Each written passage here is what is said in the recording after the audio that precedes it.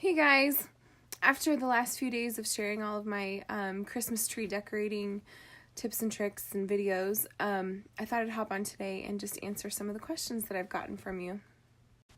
The number one question I got was where I got my Christmas tree. I bought it locally at Taipan Trading. If you are in Utah or Idaho, we have them here, but I don't know if they're anywhere else. I think there's one in California maybe. I did go through and find a bunch of really similar ones online, and you can just swipe up here to go to my sources page. This sources page will have a bunch of other stuff on there, ribbon, ornaments, all that kind of stuff.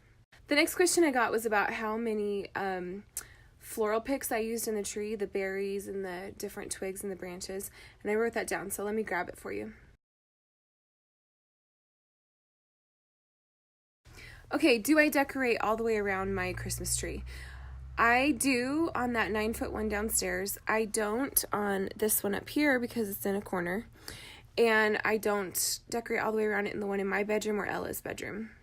I try to be really good about making sure that I can get every portion of it that's seen decorated.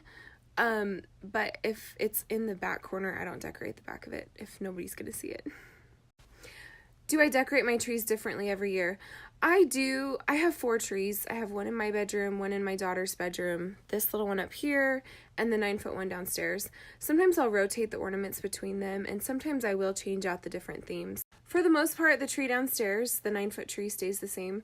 I really love the mercury glass ornaments, and if I change anything on it, it's usually just the ribbon because I really like the rest of it. A lot of people wanted to know how I store all my Christmas trees.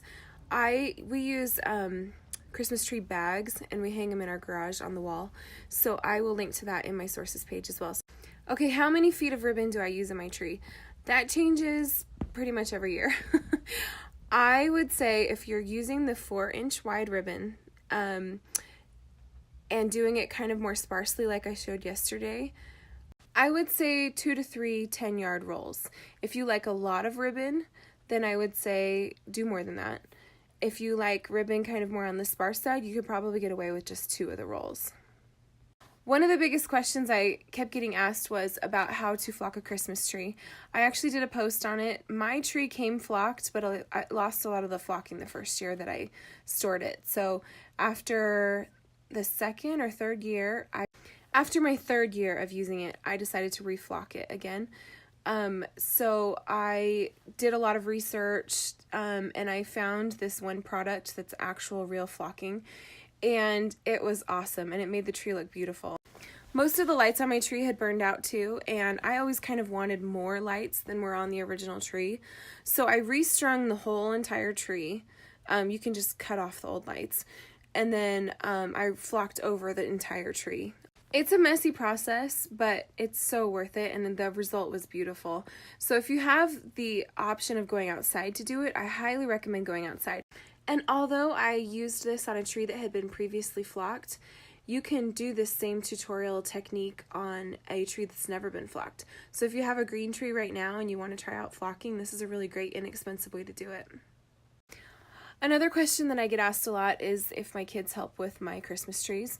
That big 9-foot one downstairs I usually do by myself, and I think it's fun to do it when they're in bed and have it be this magical thing that they wake up to.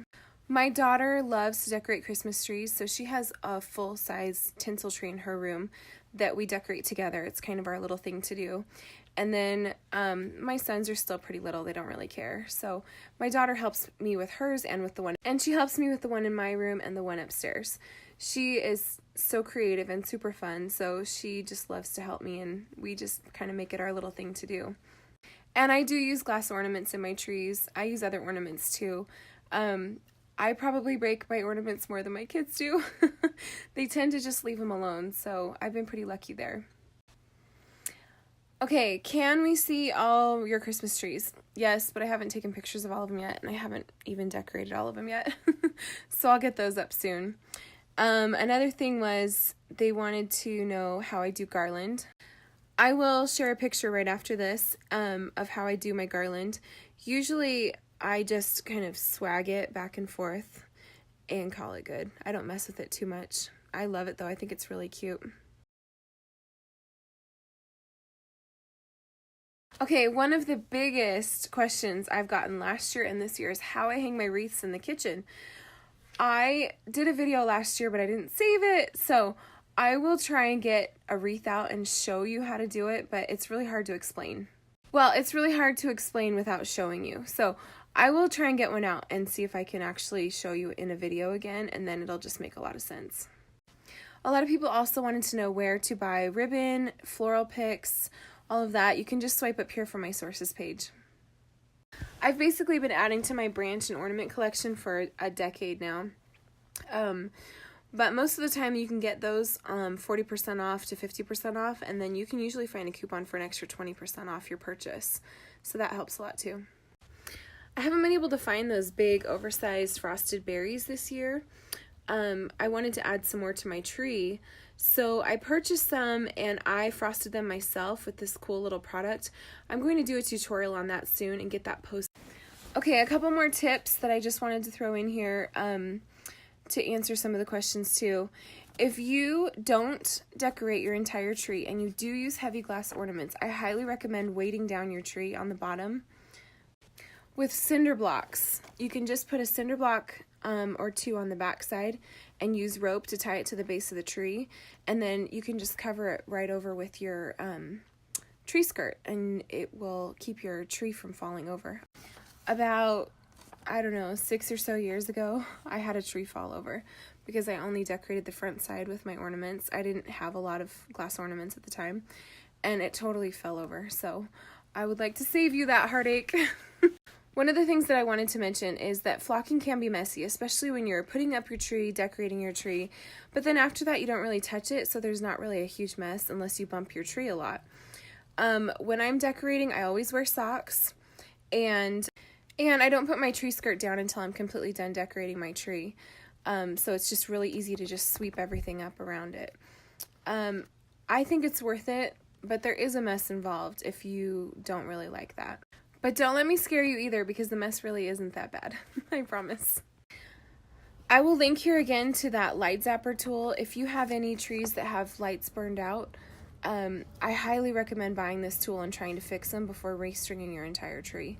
It is a lifesaver, and I've saved so many trees with it. I always decorate my Christmas trees with the lights on. I know I didn't mention that before, but I think the tree looks different when you turn off the lights. And I like to kind of play with placement a little bit on the ornaments so that the lights are shining on the ornaments. One of the things that I do is I buy a lot of ornaments after the season's over, so you can get them for like 75, even 90% off. A lot of those more expensive mercury glass ornaments I can actually pick up for like $1 or $2 after the season. And I recommend not getting overwhelmed by everything to begin with. Just adding a little bit to your tree every year as you find things that you love. I think that part of the mistake is that you go out and you try and find everything all at one time and you can't find everything that you love. But when you add to it every year, you're more likely to get things that you really, really love and you'll keep for a long time. One of the biggest things that I love to do is to really think outside of the box for my Christmas tree decor too. I've used toys on trees, vintage pennants, I've crinkled up wrapping paper. I'll show you some pictures here of the different ideas.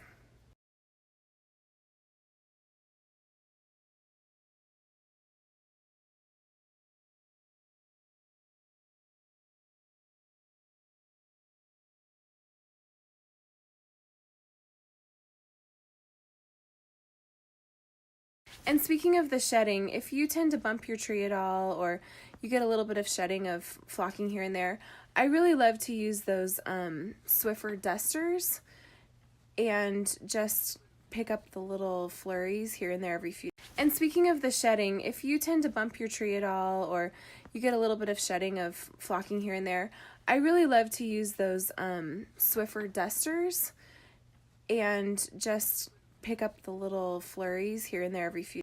Well, I hope that was helpful. I will have all of these videos from this week uploaded to my blog all in one place, so if you need to go back for reference or rewatch, or if you had any questions, you can kind of just go back and look at those. If you missed any, I gave my tips the first day on how to set up your tree and fluff it and all of those different things. The second day we talked about the berry sprigs and the branches that I use in there and the ornaments. And then yesterday we talked about ribbon, and then today I just went through and answered some of the questions that I've received. So I hope that was helpful. Again, I'll have that all in one place. These next couple of pictures you can just swipe up and I will link to some of the different things that you've asked for links for. Thank you for watching my little series. Videoing myself is really out of my comfort zone, so I really appreciate all of the nice comments and everything that you guys have given. If there's anything else that you wanted to know about, just let me know.